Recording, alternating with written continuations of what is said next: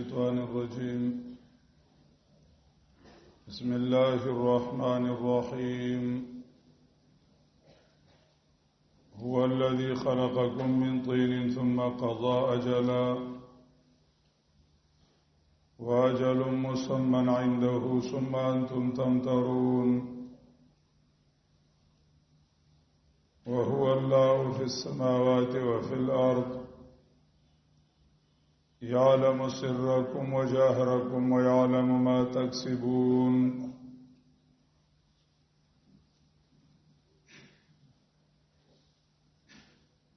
عقلی دلائل عقلی ثبوتنا د توحید هغه بیانول.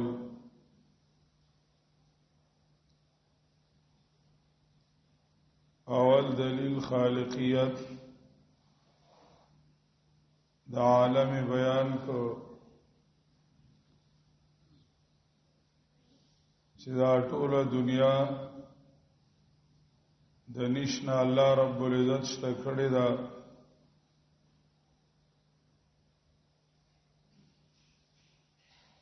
او چې کومه د مجوس نظریه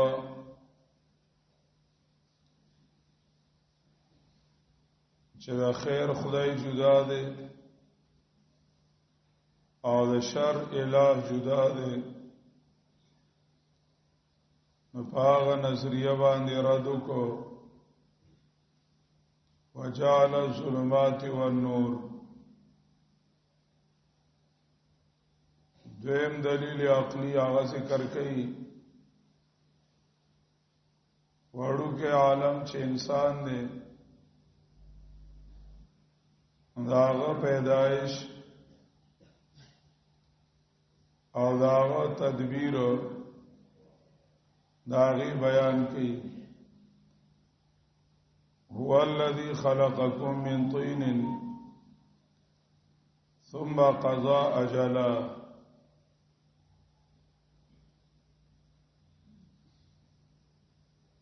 انسان وړه دنیا وا دا چې کوم ظاهری کائنات ته دا ټول په انسان کې راجم. الله رب العزت داغه پیدائش او داغه انتظام ته اشاره کوي چې لږان ته سوچو کا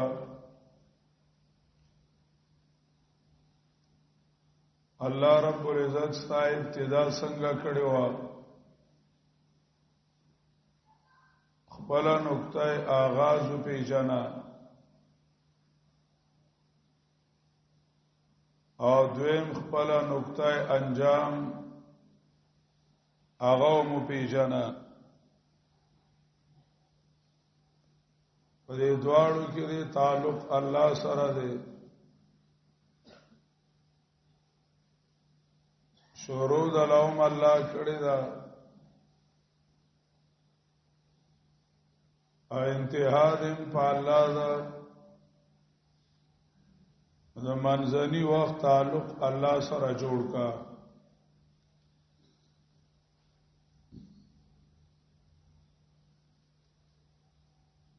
دویمه یو د فلسفه او نظریه وا چې دا دنیا دا عالم قدیم دی او په دې باندې با فنا ناراضي.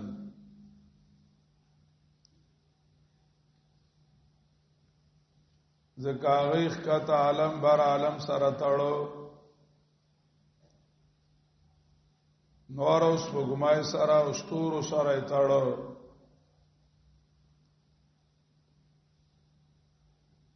او دا وی چې په بر عالم فنا ناراضي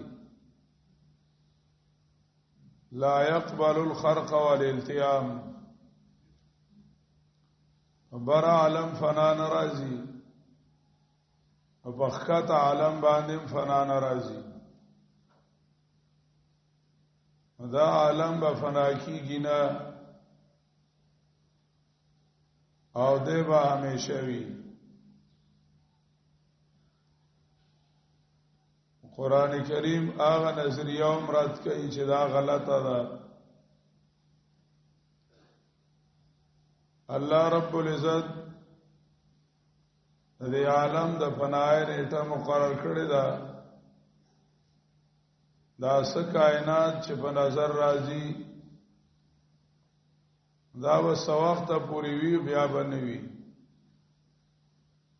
واجل مسمى عنده، دا به یو وخت پوری وی، دا نه چې همیشه به د عالمي. د دې لپاره یو نیټه مقرره ده. باغ نظریه باندې مراد کوي.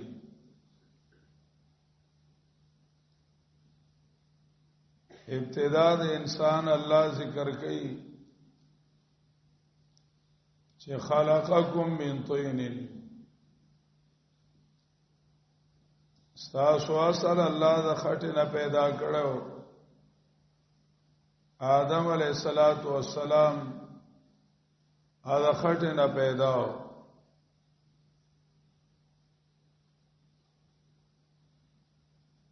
نو دې خټه کې تاسو وګورئ، دې کې دا حیات د کم ځای نه راغی او په دې خټه کې د سترګې د کم ځای نه راغلی، دا غوګونه پکې د کم ځای نه راغلل، دا چال چلن دا حرکت دا پکې د کم ځای نه راغی.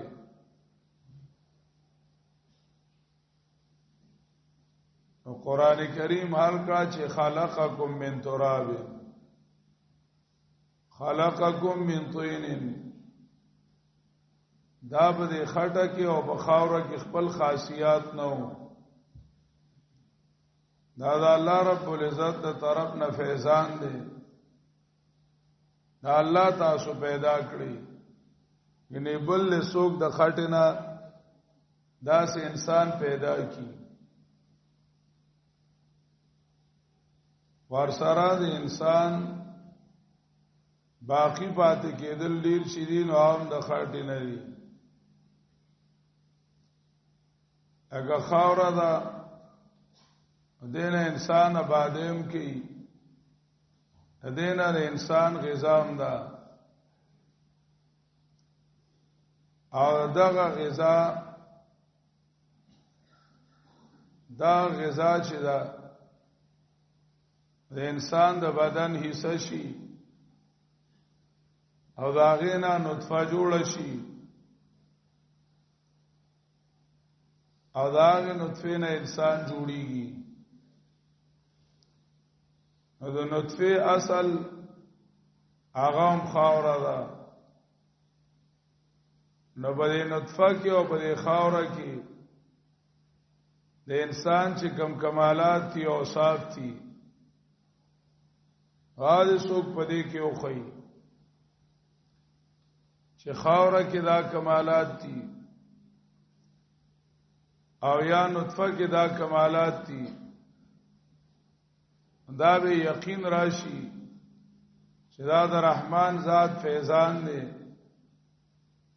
او دا د هغه طرف نه راغلي دي، دا هغه طرف نه راغلي دي. مولحد چې داری او سیس خاصیت خپل غني د نطفه کې دا خاصیات خو نطفه کې دا سيزونه خو یا د خاوره کې دا سيزونه خو دا د الله رب العزت کارکردگی دا. صنع الله الذي اتقن كل شيء، دا الله رب العزت جوړښت دی او الله رب العزت دا پیدا کړی دی. هو الذي خلقكم من تراب، او خوا غزاد ته چې صرف هغه پیدا کړی تاسو. خلقکم صرف او صرف یک आवाज هغه پیدا کړی. خلقکم من تراب، یکی आवाज هغه پیدا کړی تاسو من طین دخټنا کله قران کریم هغه نږدې ماده ذکر کی من نطفتن او کله لره ماده ذکر کی خلقکم من طین کله داغینه لکبر لاړ شي من تراب خاور بیان کی ثم قضا اجلا بیا الله مقرر کړی دا نیټه الله مقرر کړی دا واجل مسمى عنده او مقرر نیټه د الله رب العزت سره ده یوی نیټه نه مراد اجلانا هغه د الموت دویمه ده قیامت واجل مسمى تنوین د تعظیم د اجلم کې هغه غټه مقرره نیټه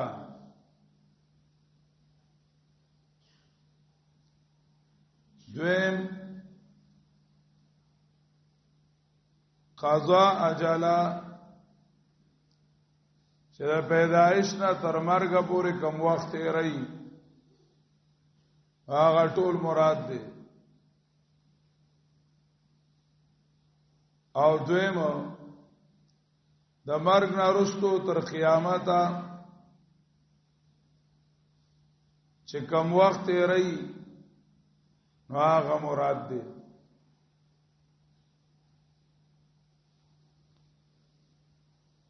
او بیا قیامت کې پاسېدل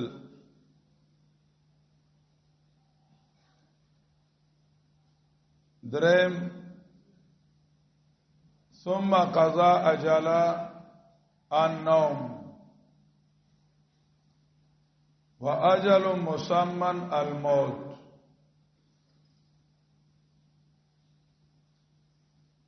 ثم قضا اجلا دا وړو کې مرګ چې هغه خوب دی هغه لوم الله نیټه مقرر کړی دا واجل مسمى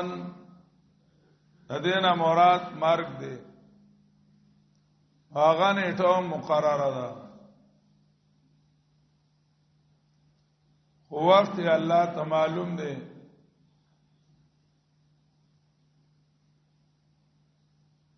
بل ادا چې ثم قضا اجلا او اجل مسمى دواړه یو دي الله اول تقرر ذکر کو او بدویم کې تعین یو وی نیټه مقرره ده او بل وی معینه ده او علم الله سره ده نه چاته د مرګ تاریخ معلوم ده چې پلان کی تاریخ په زمرم او نه چاته د قیامت تاریخ معلوم ده چې پلان کی تاریخ باندې به قیامت راځي پلان کی تاریخ باندې به قیامت راځي تقرر الله رب العزت سره ده ثم قضا اجلا بیا مقرر کړی دا الله رب العزت نیټه واجل مسمى عنده یعنی انسان او دا کائنات دا به همیشه نوي دا تر څو وخت پورې دي او بدای باندې به فنا راځي جزوی فنا هر څوک مانی زکاونه نن شتا او سبا نوي یو بادی وی نن وی سبا نوي یو انسان نن وی او سبا نوي نو په یو فرد او جزوی فنار سوکمنی واجل مسمن کلی فنام را روانه ده او دا سالم کائنات د دې موده به ختم شي او د انسانانو دا دور به ختم شي ورپسې به بل دنیاوي او به د بدلی میدان وي سورنا قران کریم ورکي کلی دلائل بیان شو د عالم او استاهم د غټي دنیا او د وړي دنیا عالم کبیر عالم صغیر دواړه بیان شو ثم انتم تمترون بیا هم تاسو شک کوئ په توحید د الله کې بیا هم د الله یووالي کې شک کوئ تمترون مریاتون د شک په معنا راځي ثم انتم تشکون فی توحید الله بیا هم تاسو شک کوئ د الله وحدانیت کې یا تمترون مراؤن او مراؤن جګړې ته وایي جنگ جګړې ته وایي لکه سورۃ الکهف کې فرمایي فلا تمار فیهم الا مراء ظاهرا فلا تمار فیهم الا مراء ظاهرا جګړه ظاهری ثم انتم تجادلون فی توحید الله بیا تاسو خلای د الله په یووالي کې جګړه کوي حق پر سره او توحید باره کې مناظری کوي د الله باره کې شکیان یې د الله دی یووالي باره کې شکیان یې دا هم لا خبره ده چې د یو دوه خبرو ته سوچو کې پیدائش د عالم ته او پیدائش د انسان ته هغه انسان له ټول شکونه ختمي دا الله شکونه او د توحید شکونه او د قیامت شکونه دا ټول دا ختمي وجه چا کې عقلینو وهو الله فی السماوات و فی الارض نادرین دلیل ذکر کئی مکه خالقیت ذکر شو اوس تصرف او علم ذکر کئی تصرف او علم ذکر کئی چې اختیارات د الله دي او علم د الله دی اختیارات د الله دي او علم د الله دی نو عبادت به صرف د الله وی د بل چانا وهو الله فی السماوات و فی الارض الله په معنا د المتصرف جار مجرور ور سره متعلق کې دی شي نو هو مبتدا ده او الله فی السماوات و فی الارض خبر ده او الله فمانا ده المتصرف هغه الله اختیار من برا وختا په بر عالم کې په خط عالم کې اختیارات دي چانه چلی تدبیر وحدانی چې مدبر الله دی مکه خالقیت شو اوس تدبیر ذکر کړي چې دې کائنات چلون کې عقل عاشر نه دی نارواح مدبر دي د نیکانو ارواح او نه ابدال او غوثان او اقطاب دي د دې کائنات چلون کې आवाज الله دی وهو الله فی السماوات دویم چې الله په معنا د المعبود او هغه معبود په اسمان او زما کې په اسمان او زما کې د اولوہیت صفت د بل چا نشته اولوہیت صرف د الله دی لکه سورۃ زخرف کې وایي وهو الذي في السماء إله وفي الأرض إله وهو الذي في السماء إله آیت نمبر 84 سلورت آیم د سورۃ زخرف وهو الذي في السماء إله وفي الأرض إله آسمان او زمکه کې معبود د عبادت مستحق صرف او صرف الله دی بل څوک معبود او د عبادت مستحق نشتا په دې دواړو معنی باندې وهو مبتدا شو او فی السماوات الله فی السماوات و فی الارض دا خبر شو زجاج اعراب القرآن کی یو بل توجیم کئی چې هو مبتدا دا الله خبر اول او فی السماوات و فی الارض خبر ثانی خبر بعد الخبر خبر بعد الخبر وهو او هغه الله وهو او هغه الله دې وهو دا چې مخ کې تیر شو دا خو الله دې آسمانونو کې هم دې او پسمکو کې هم دې دا نه چې د بر عالم الہ جدا دې او خدای جدا دی او دا نه دا چې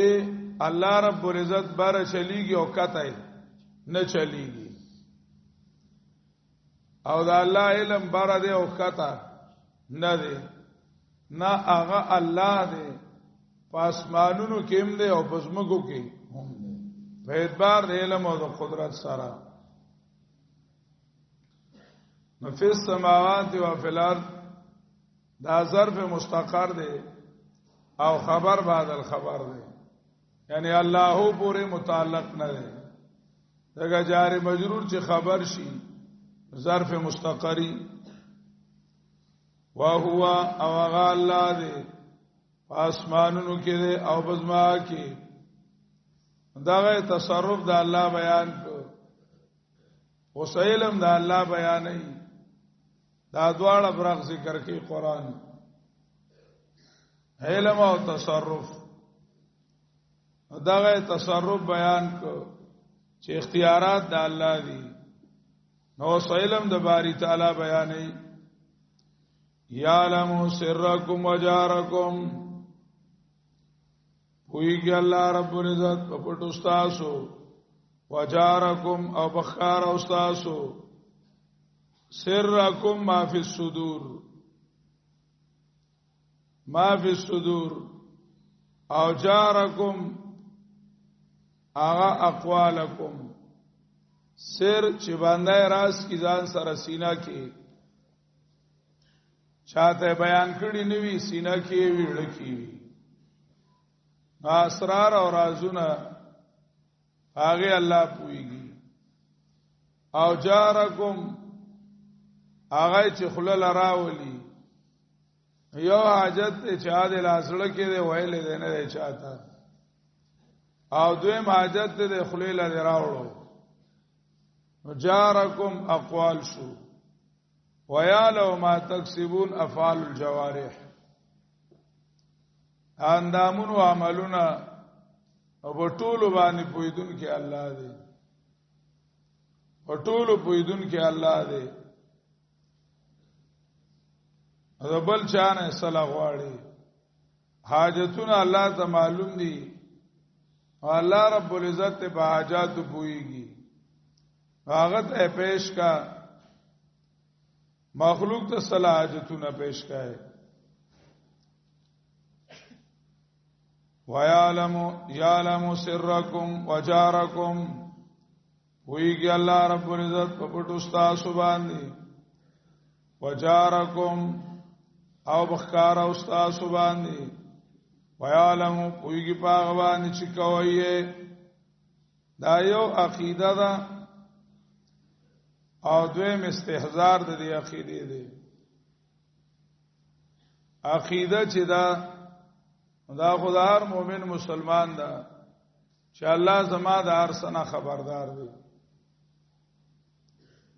د هر سنه خبردار دی یعلم السر واخفى یعلم السر واخفى هر څه الله رب العزت پويږي الله به پويږي دویم په عملی زندګۍ کې دا عقیده ځان ته مخې ته کول عقیده ځان ته مخې ته کول سړی په زړه کې منسوبې جوړي او د ګناه منسوبې دې نه جوړي او د چا خلاف منسوبې دې نه جوړي چا ګناوي دویم یو خبره کوي نو غلطه خبره دې نه کوي یو کار کوي نو غلط کار دې نه کوي ځکه د بصر باندې الله حاضر ناظر دی نو دا خبره ځان له مخې ته کول چې الله رب العزت زما په هر څه پويږي زما د زړه خبره د الله نه پټي نه دي غزه مخلوق د قسمونو او خړم رضا کولو کوم او چې الله رب العزت اغه نارضاوي او الله رب العزت ته زما د زړه حال معلوم دی څه ضرورت ته چې لګیا مخلوق ته کاغذونه صفا کوم خبر کومه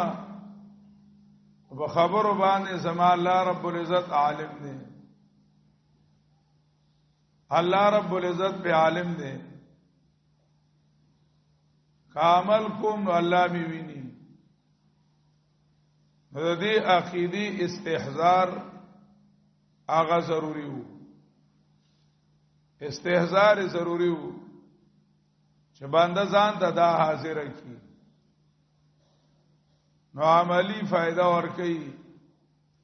عقیده خدای مسلمانی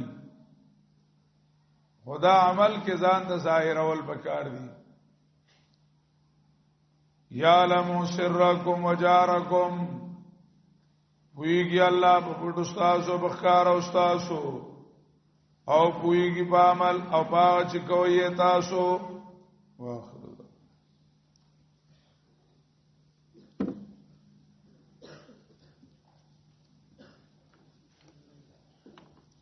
یو ګړی د چانه پاتې شوی د وجه ته کله چای نو پسې راشي